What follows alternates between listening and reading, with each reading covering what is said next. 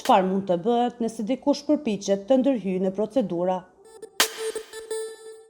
The law and specialist chambers and Ligji për dhomat e specializuara dhe zyren e prokurorit i specializuar i jep gjykatës autoritet për të ndjekur penalisht çdo që kryen të ashtu quajturat vepra penale kundër administrimit të drejtësisë. Në këto vepra penale përfshihen friksimi i dëshmitarëve, pengimi i procedurave gjyqësore ose shkelja e fshehësisë së procedurës me anë të nxjerrjes së informacionit konfidencial.